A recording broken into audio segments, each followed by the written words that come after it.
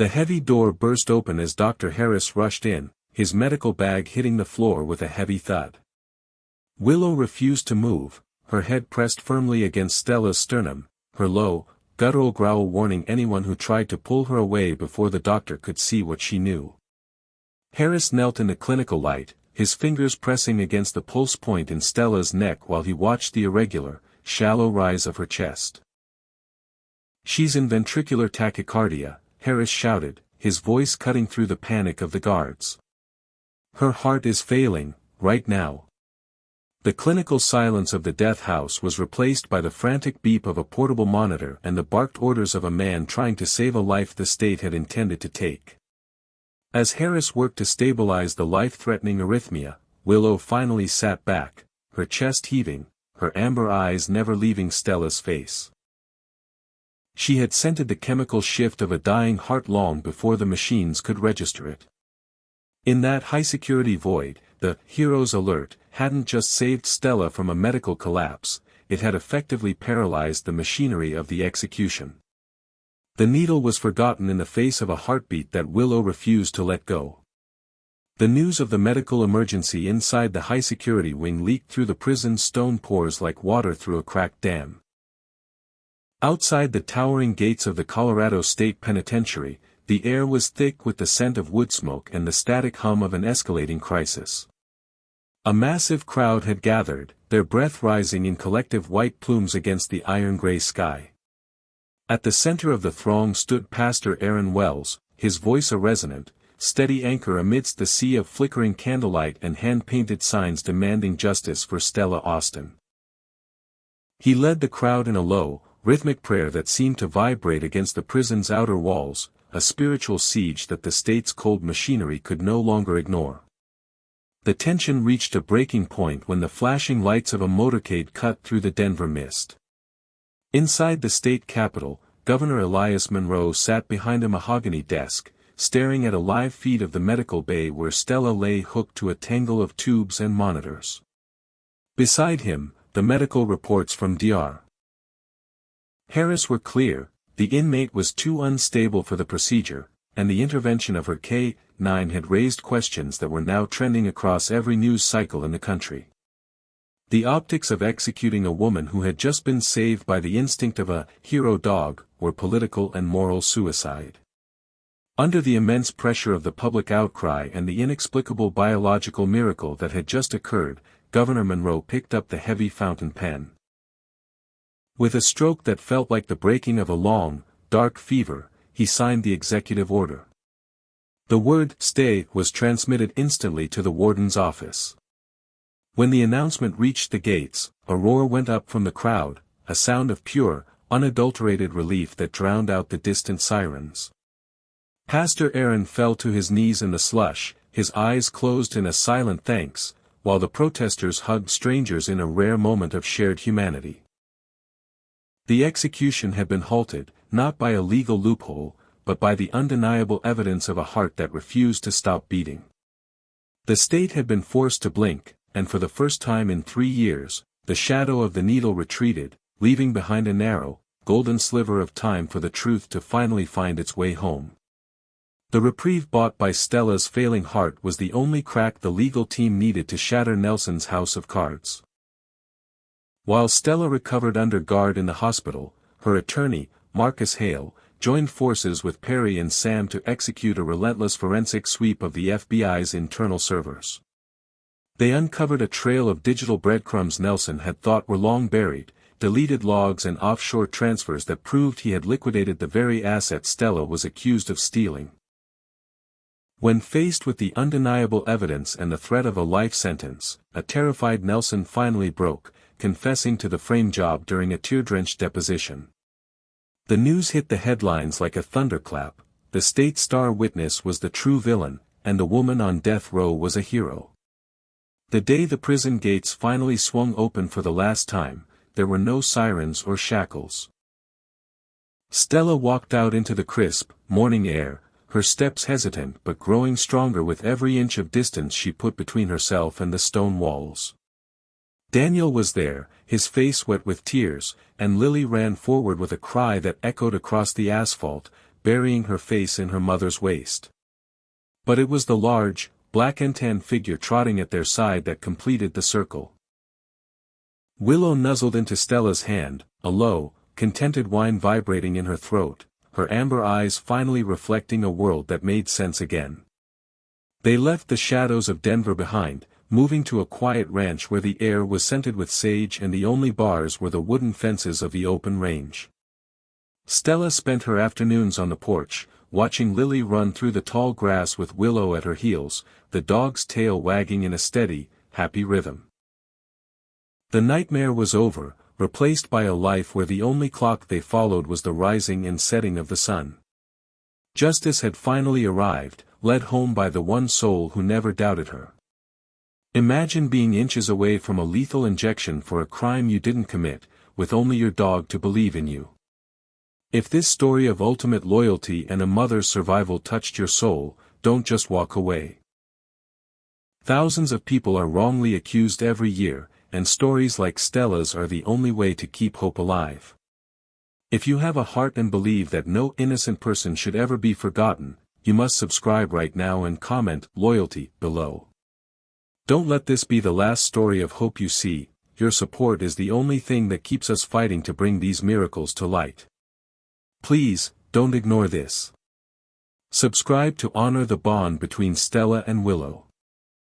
They say justice is blind, but in the soundproof corridors of the Colorado State Penitentiary, it was simply frozen solid.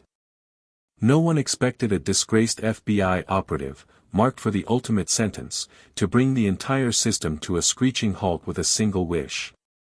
She didn't plead for a pardon, and she didn't ask for a final meal with her family. She made a request so unusual it left the warden speechless. She wanted one last moment with Willow, the elite German shepherd who had once been her shadow in the field. What happened when that K-9 was unleashed in the visitation room would shatter the lies of a high-level conspiracy and expose a truth that no one saw coming. Before we reveal the shocking secret Willow was about to uncover, hit that like button and subscribe to our channel to join a community that believes in loyalty and justice. This story is a heartbeat away from a miracle. Tell us in the comments, where in the world are you watching from? Your support keeps the fight for truth alive. The atmosphere winter in Colorado didn't just arrive, it invaded, turning the prison's concrete bones into slabs of unforgiving ice and transforming every breath into a ghostly mist that vanished in the hollow halls.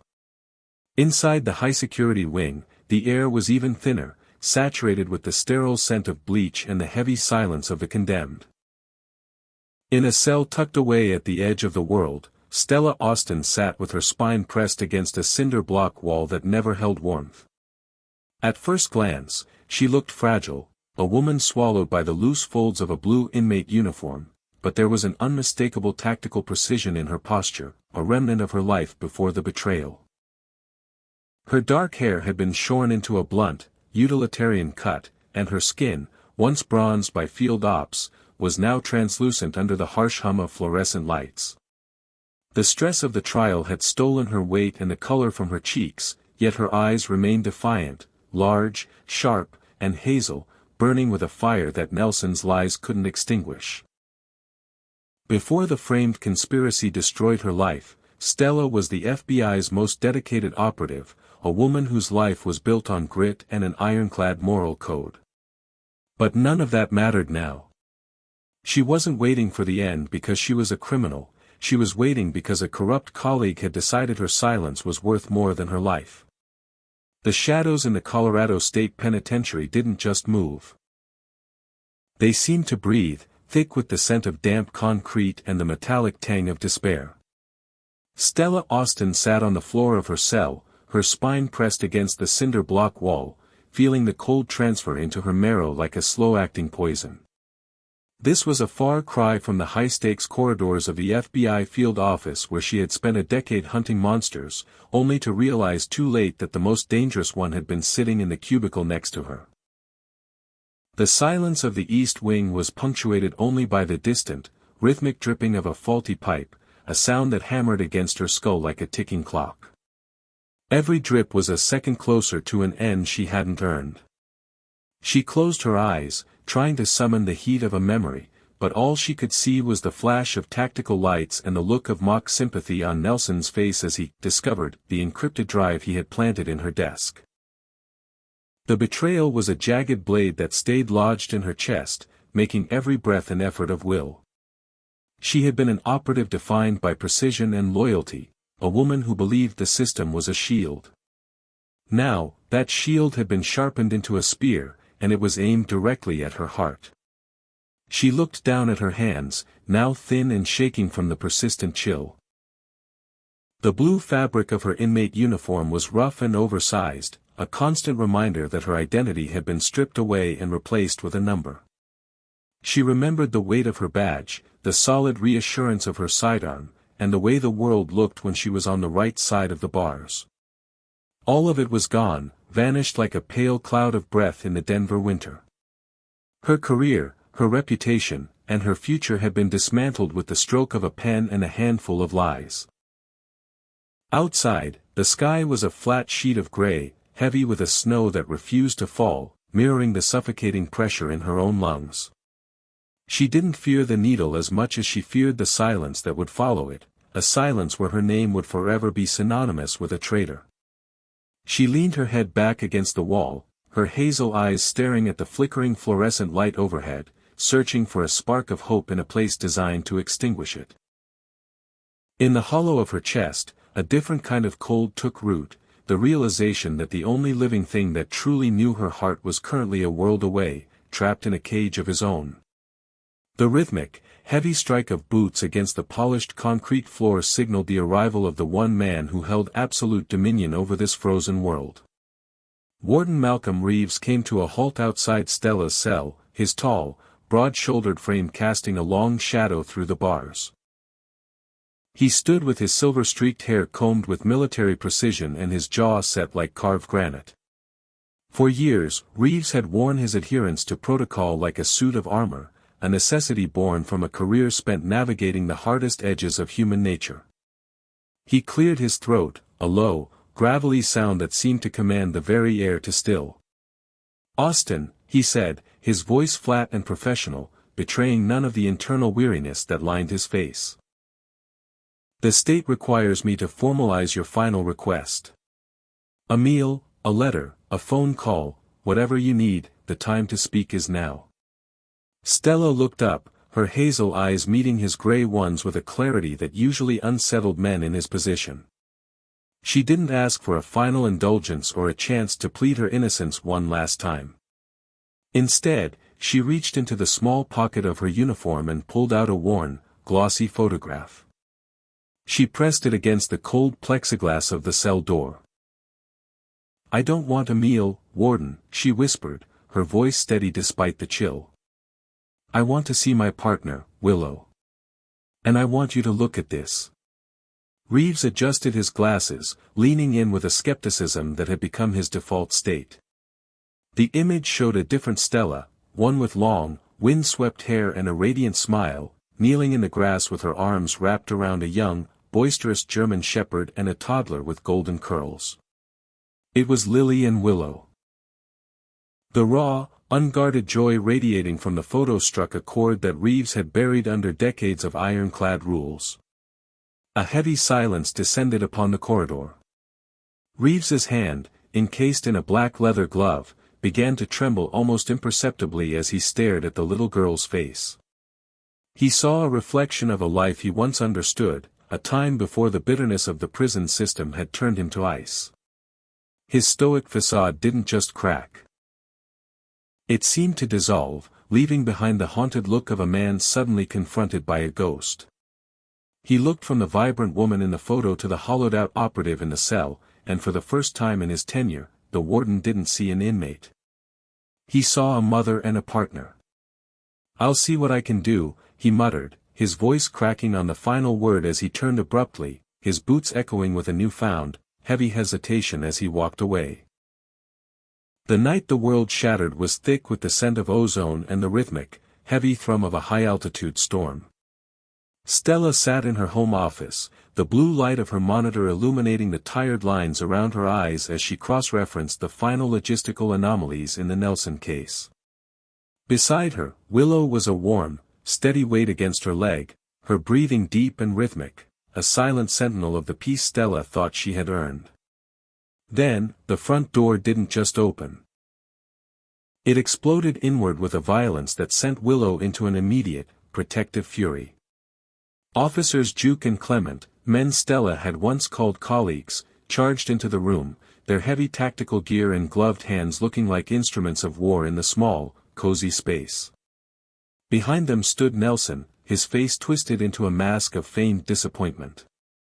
"I'm sorry, Stella," he had whispered, but his eyes were alive with the cold spark of a predator who had finally closed the trap. As Clement pinned Stella's arms behind her back, the cold steel of cuffs biting into her skin, Juke moved toward Willow with a heavy sedative pull. Willow lunged, a blur of black and tan fur, her bark a jagged sound that tore through the screams of little Lily in the hallway. She fought with the desperation of a partner left behind, her claws scraping frantically against the hardwood as she tried to reach Stella's side. "Don't hurt her!" Stella had shrieked, her voice breaking as she watched the needle find its mark in Willow's shoulder. The silence that followed was more deafening than the storm outside. As the sedative took hold, Willow's amber eyes remained fixed on Stella, reflecting a confusion and heartbreak that no training could have prepared her for. The last thing Stella saw before she was dragged out into the freezing night was Willow's limp form being hauled toward a waiting van like a piece of evidence rather than a living being. That moment had carved a void in Stella's chest that the prison's winter could never fill, a broken bond that left her drifting in a sea of betrayal. After the chaos of the arrest, Willow found herself within the sterile, echoing walls of the Denver Animal Rescue Center, a facility where Colorado's brutal winter seemed to amplify the cries of the abandoned. The center was a labyrinth of concrete and chain-link fencing, where the staff moved in thick fleece jackets and heavy boots that left wet, slushy trails on the cold tile floors.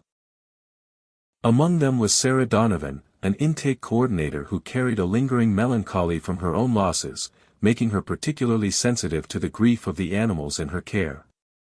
She watched as Willow transitioned from the fury of the arrest to a state of silent, rigid vigilance.